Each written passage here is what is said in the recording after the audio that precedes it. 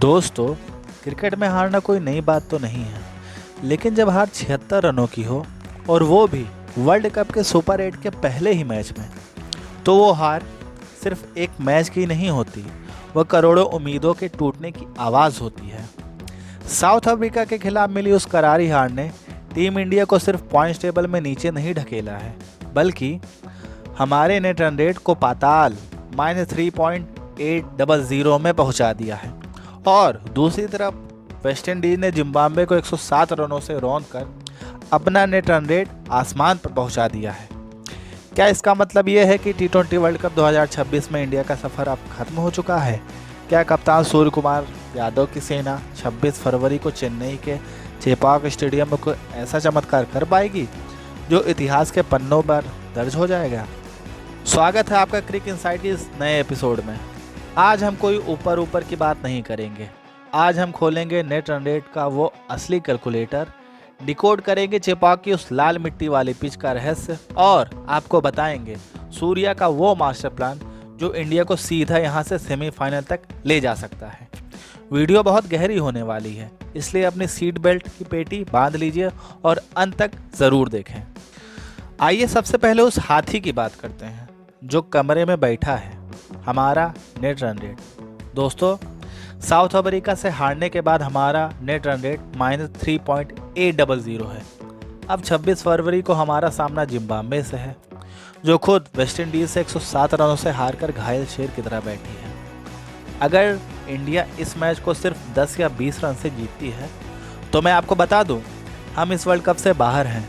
जी हाँ, आपने बिल्कुल सही सुना।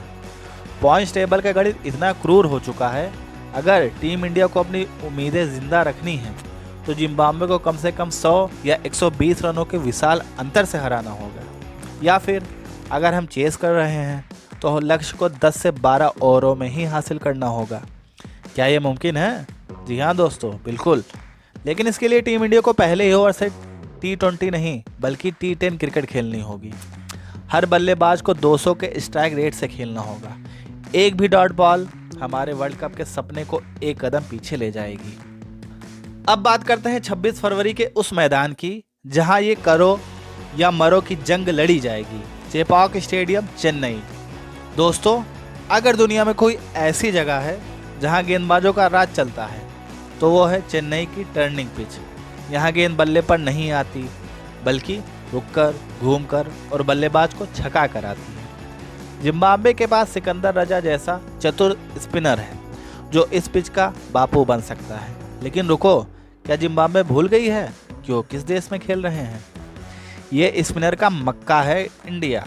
यहाँ टीम इंडिया के अपने 3 सबसे खूंखार स्पिनर के साथ उतरने वाली है, कुलदीप यादव, अक्षर पटेल और चक्रवात चक्रवर्ती। चेन्नई की इस पिच पर कुलदीप की गुगली को पढ़ना जिम्बाब्वे के बल्लेबाजों को वैसा ही होगा जैसे अंधेरे कमरे में काली बिल्ली ढूंढना। अगर टीम इंडिया को 100+ रन से जीतना है तो स्पिनर को जवाब में जिम्बाब्वे को 100 रनों के अंदर ऑल आउट करना होगा। इस पिच पर 180 का स्कोर भी 250 के बराबर होगा। लेकिन दोस्तों, किसी भी टीम को कमज़ोर समझना क्रिकेट का सबसे बड़ा पाप है और जिम्बाब्वे के पास एक ऐसा ब्रह्मास्त्र है जो अकेला टीम इंडिया का सपना तोड़ सकता है। जी हाँ दोस्तों, मैं बात कर रहा हूँ कप्तान सिकंदर रजा की। रजा को इंडिया में खेलने का, IPL का और यहाँ की पिचों का भरपूर तजुर्बा है। रजा एक ऐसे खिलाड़ी हैं जो मिडिल ओवर्स में आकर स्पिनरों के खिलाफ रिवर्स स्वीप, स्लॉग स्वीप लगाकर मैच का मोमेंटम चुरा सकते हैं। अगर इंडिया को बड़ा अंतर चाहिए तो सिकंदर रजा का विकेट जल्द से जल्द लेना होगा, यानी 7वें या 8वें ओवर तक गिरना ही होगा। सूर्या को रजा के खिलाफ एक खास चक्रव्यूह तैयार करना होगा। शायद जसप्रीत बुमराह का एक ओवर उनके लिए बचा कर रखना पड़े और उनकी गेंदबाजी पर भी आएंगे क्योंकि वो एक ऑफ स्पिनर है और टीम इंडिया इस समय ऑफ स्पिन के खिलाफ काफ़ी कमज़ोर रही है। ख़ास तौर पे हमारे तिलक वर्मा तो काफ़ी स्ट्रगल करते दिखे हैं और हमारी टीम में लेफ्ट हैंडर भी काफ़ी हैं। आप शुरू से देख लीजिए, ईशान किशन, अभिषेक शर्मा, तिलक वर्मा, शिवम दुबे, अक्षर पटेल, रिंकू सिंह। लगातार लेफ्टी की वजह से सिकंदर रजा का कद बढ़ जाता है तो उनको एज अ अटैकिंग मोड में ही खेलना पड़ेगा। अदरवाइज़ हमारी टीम इस कंडीशन में इसलिए पहुंची है क्योंकि हम स्पिनर्स को अच्छा नहीं खेल पा रहे हैं। अब बात करते हैं सूर्या के ब्रह्मास्त्र की।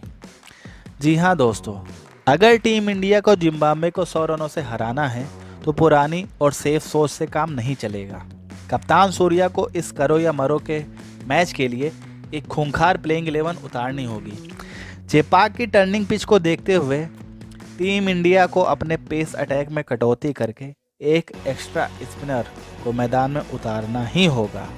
और हम बात कर रहे हैं कुलदीप यादव की। कुलदीप का T20 में रिकॉर्ड काफ़ी शानदार रहा है।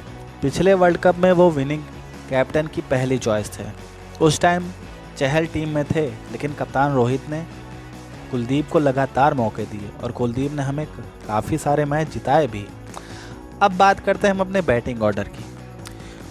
दोस्तों, बैटिंग में हमें कोई एंकर नहीं चाहिए जो 15 गेंद खेलकर सेट हो। हमें चाहिए वो बल्लेबाज जो पहली ही गेंद से जिम्बाब्वे के बॉलर्स के दिमाग में खौफ पैदा कर दे। अगर बात की जाए तो अभिषेक को अब हर हाल में चलना होगा। अब कोई बहाना नहीं चलेगा दोस्तों। अभिषेक को अपने 6 गियर में ही बैटिंग करनी होगी। अगर अभिषेक चलते हैं तो पावर प्ले में 70-80 रन कहीं नहीं जाते और नेट रन रेट का डिप्रेशन भी ख़त्म हो जाएगा। मेरे ख्याल से हमें अपनी पुरानी ओपनिंग जोड़ी को लेकर आना पड़ेगा। ओपनिंग करवाना चाहेंगे हम अभिषेक शर्मा और एक राइट हैंडर संजू सैमसन से।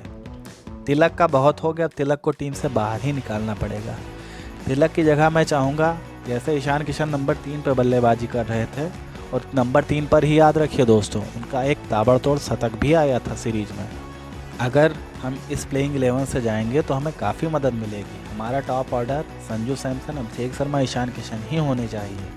उसके बाद जब 360 सूर्या आएंगे, हालांकि वो बहुत ख़राब फॉर्म में इस टाइम चल रहे हैं। लास्ट मैच में उन्होंने 22 गेंदों में सिर्फ 18 रन, मतलब मैच को एक साइड ही हरा दिया। कोई इंटेंट ही नहीं दिखी थी। सूर्या को अब 360 डिग्री वाली तबाही मचानी ही होगी, जिसके लिए वो जाने जाते हैं। अब आते हैं उस अल्टीमेटम मास्टर प्लान पर जो गंभीर और सूर्या ने ड्रेसिंग रूम में बनाया होगा। दोस्तों, टॉस इस मैच में भगवान का रोल प्ले करेगा। अगर इंडिया पहले बैटिंग करती है तो भूल जाइए 180 या 200 का टारगेट सिर्फ एक होना चाहिए। बोर्ड पर 240 या 250। भले ही इसके चक्कर में टीम इंडिया 150 पर ही क्यों ना आउट हो जाए। ये सेफ खेलने का टाइम नहीं है, ये रिस्क लेने का टाइम है। जब तक बोर्ड पर 200 से ऊपर रन नहीं होंगे, हम जिम्बाब्वे को 100 रनों से नहीं हरा पाएंगे। और अगर इंडिया चेस कर रही है तो मान लीजिए जिम्बाब्वे ने 140 रन बनाए हैं, तो टीम इंडिया को वो 140 रन 20 ओवर में नहीं बल्कि 10 से 12 ओवर के अंदर ही चेस करने होंगे। हर ओवर में कम से कम 12 से 15 रन। ये T20 वर्ल्ड कप है, टीम इंडिया को T10 की तरह ही खेलना होगा। ये वो क्रिकेट होगी, या तो इतिहास रचेगी या फिर हमेशा के लिए रुला देगी। दोस्तों, क्रिकेट का खेल अनिश्चितताओं का खेल है। टीम इंडिया ने पहले भी ऐसे चमत्कार किए हैं जब लगा था कि सब कुछ खत्म हो चुका है। 26 फरवरी को चेन्नई के चेपॉक स्टेडियम में 140 करोड़ भारतीयों की धड़कनें रुकी होंगी। सूर्य की कप्तानी का सबसे बड़ा इम्तिहान है। क्या वो टीम इंडिया को इस गहरी खाई से निकालकर सीधा सेमीफाइनल के दरवाजे पर खड़ा कर पाएंगे? क्या हमारे बॉलर्स वो आग उगल पाएंगे और जिम्बाब्वे को राख कर दें? ये सब हम 26 तारीख को पता कर ही लेंगे। लेकिन अब मैं आपसे जानना चाहता हूँ, एक सच्चे इंडियन क्रिकेट फैन के नाते आपका दिल क्या कहता है?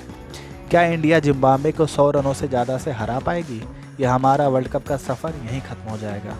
अपना जवाब और अपनी भविष्यवाणी मुझे अभी कमेंट में लिखकर बताएं। मैं एक कमेंट खुद पढ़ता हूँ। और हाँ, अगर आपने इस वीडियो को देखा हो, अगर क्रिकेट के असली दीवाने हैं और हमारी मेहनत पसंद आई हो, तो इस वीडियो को एक लाइक ज़रूर दें। इसे अपने दोस्तों के साथ शेयर करें और सबसे तेज़, सबसे गहरी और सटीक क्रिकेट एनालिसिस के लिए क्रिक इनसाइड को अभी सब्सक्राइब करके बेल आइकन दबा लें। मिलते हैं आपसे जल्द ही एक नई उम्मीद, नई जीत के साथ। तब तक के लिए आप अपना ध्यान रखिए, अपने घर वालों का ध्यान रखिए। Be safe. जय हिंद, जय भारत।